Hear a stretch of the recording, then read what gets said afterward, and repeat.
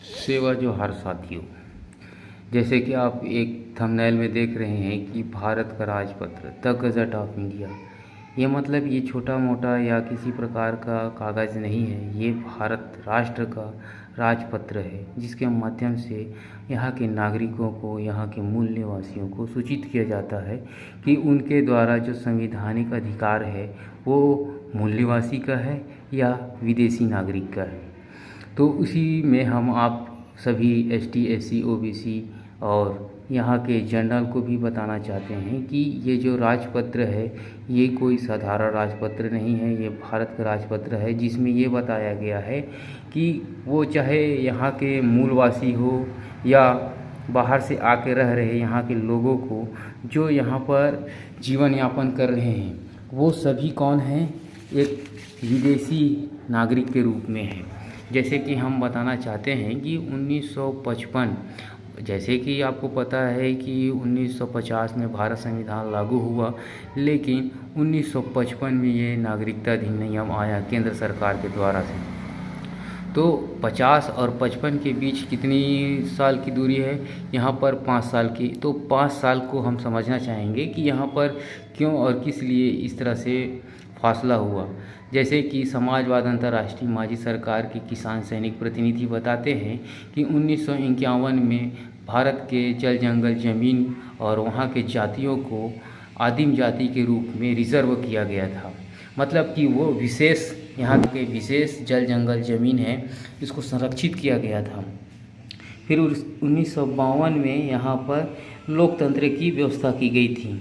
तो आप देख सकते हैं कि 1955 में यहाँ पर दिया गया है। तो 1955 और 56 के में हिंदू लॉ अधिनियम आया था, जिसमें ये था कि आप हिंदू हैं या यहाँ के मूलवासी हैं। इस चीज़ को जानने के लिए यहाँ पर जो नागरिकता का प्रमाण पत्र दिया गया है, यहाँ पर साफ साफ लिखा गया है कि वे भारतीय विदेशी नागरिक कार्ड धारक के रूप में समझे जाएंगे। कि मैं उन सभी ST SC OBC भाइयों को ये बताना चाहता हूँ कि जो सड़क के कार्यालय में आंदोलन करते हैं, धरना प्रदर्शन करते हैं, रोकना करते हैं, तो ये सब गलत है। क्योंकि वो ये मेन जड़ को नहीं जान पा रहे हैं कि वो विदेशी नागरिक है, इसलिए उनसे अधिक टैक्स लिया जा रहा है, या किसी प्रकार से सरकार को चलाने के लिए जो टैक्स का जो रूल है विदेशी नागरिकों के लिए, उसको लिया जा रहा है। उस चीज़ को रोकने के लिए हमारे मूलवासी यहाँ पर धरना प्रदर्शन करते हैं, जिससे उनका किसी भी प्रकार से कार्य पूर्ण नहीं होता है।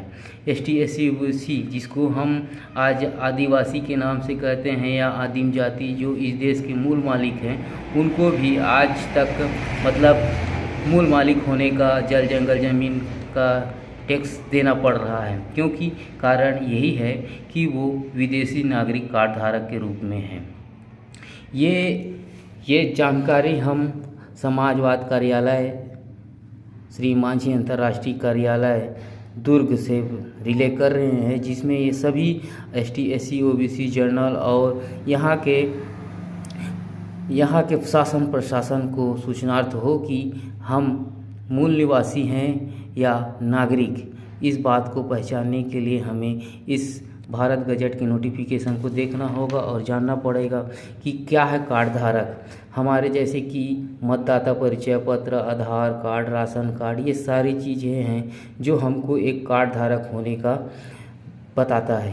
तो ये समझ लीजिए कि जितने भी हमारे कार्ड धारक हैं वो एक विदेशी के नियम के तहत हैं। जैसे कि आप सभी जानते हैं कि आज की जो शासन है, केंद्र शासन और राज्य शासन, कितने सारे मतलब कहते हैं कि उधारी में लोन लेके विश्व बैंक से हो या केंद्र बैंक से हो या रिजर्व बैंक से किसी भी प्रकार से अपने जनता को पालने के लिए उधारी लिए हैं।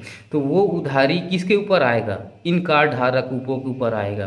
क्योंकि ये कार्ड धारक, ये भारत का गजट कह रहा है कि ये जितने भी कार्ड धारक है, चाहे वो आधार कार्ड हो, मतदाता परिचय पत्र हो या राशन कार्ड हो या किसी भी प्रकार का कार्ड धारक है, वो विदेशी नागरिक है।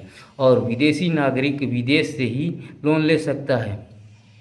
हाँ, हम वही बताना चाहते हैं कि आज जितने भी लोकतंत्र से जुड़े हुए हैं वो सभी हम मूल निवासियों को विदेशी नागरिक बनाकर हमको शोषित कर रहे हैं। हमको जो जल जंगल ज़मीन का लाभ मिलना होता है, जिनको टैक्स फ्री देना होता है, उससे हमको टैक्स वसूल कर रहे हैं और विदेशी यहाँ पर हम पर राज कर रहे हैं।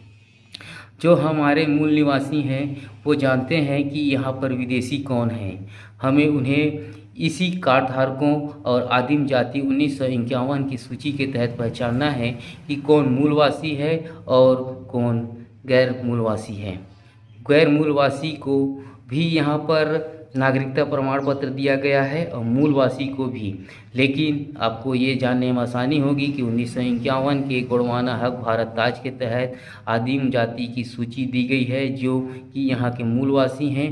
फिर उसके बाद 1952 में जो लोकतंत्र का पायदान चालू हुआ, जिसमें प्रथम प्रधानमंत्री मनोनीत बनाया गया और ब्रिटिश के माध्यम से सत्ता हस्तांतरण है। आपको मालूम हो कि यह भारत गोंडवाना भूमि है, जहाँ गोंड राजाओं के द्वारा 258 स्टेट और को विलय करके यहाँ पर 565 रियासतों का एक अखंड भारत बनाया गया था, जिसमें हमारे गोंड राजाओं ने विलय कर के ब्रिटिश को सत्ता के हस्तांतरण दिया था और ब्रिटिश ने कांग्रेस को सत्ता के हस्तांतरण के तहत उनको राज चलाने के लिए दिया गया था।